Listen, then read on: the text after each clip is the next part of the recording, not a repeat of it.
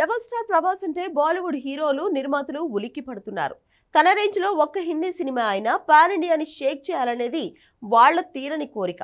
జవాన్ పఠాన్ 1000 కోట్ల వసూళ్లు రాబట్టిన సినిమాలే, కానీ పాన్ ఇండియాని పెద్దగా షేక్ చేయలేదు. అందుకే ఇప్పుడు రెబల్ స్టార్ ప్రభాస్ తో జోడీ కట్టిన సాహో ఫేమ్ శ్రద్ధా కపూర్ సినిమా హిట్ కాగానే అక్కడ పూనకాలు మొదలయ్యాయి. అసలేం అర్థం కావట్లేదు. స్త్రీ 2 హిట్ అయింది. మొదటి రోజే భారీ ఎత్తున వసూళ్లు రాబట్టడం కాదు, 1000 కోట్ల క్లబ్ లో చేరే సినిమా అంటున్నారు. ఇది ఎలా సాధ్యం? అసలు ఎందులో అంతగా ఏముంది అన్న డిస్కషన్ పెరిగింది. ప్రభాస్ ని ఎదుర్కోవాలంటే తనతో జోడీ కట్టిన హీరోయిన్ కే సాధ్యమా, లేదంటే తెలుగోళ్లు రాసిన కథలకి ఆ శక్తి ఉందా? రెండు కోణాల్లో చర్చలు ఆశ్చర్యంగా ఉండొచ్చు, కానీ బాలీవుడ్ లో ఇలాంటి డిస్కషనే జరుగుతోంది.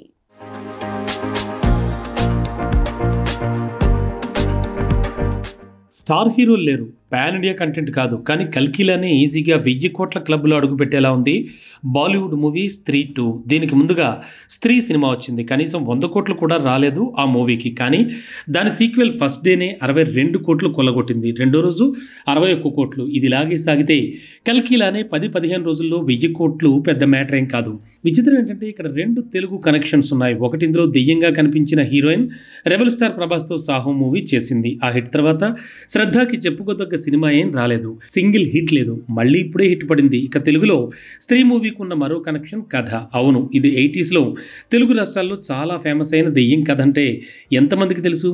1980 టైం పీరియడ్లో ఆడదెయ్యం రోజు ఇంటి మీద దాడి చేసి మగాళ్ళని ఎత్తుకుపోతుందని చాలామంది వాళ్ళ ఇంటి మీద ఓ స్త్రీ రేపురా అని రాసేవాళ్ళు. అది చదివి ఆ దెయ్యం మరుసటి రోజు వస్తుందని, మళ్ళీ అదే లైన్ చదివి మరుసటి రోజు వస్తుందని, ఇలా వచ్చి వెళ్ళిపోవాలని అప్పట్లో తెలుగు ప్రాంతాల్లో నమ్మేవాళ్ళు. BBC కూడా ఈ న్యూస్ని కవర్ చేసింది.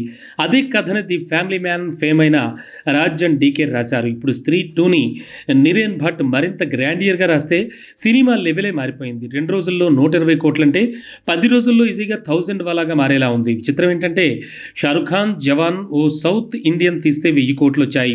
ఇక యానిమల్ ఓ తెలుగు దర్శకుడు తెరకెక్కిస్తే 900 కోట్లు వచ్చాయి. ఇలా సౌత్ ఇండియానో లేదంటే తెలుగు కనెక్షన్ బాలీవుడ్కి 1000 కోట్ల కలను తీరుస్తోంది. ఇప్పుడు రెబల్ స్టార్ హీరోయిన్ తెలుగు రైటర్ల స్టోరీ లైన్ స్త్రీ రూపంలో 1000 కోట్ల వైపు అడుగులు వేసేలా చేస్తోంది.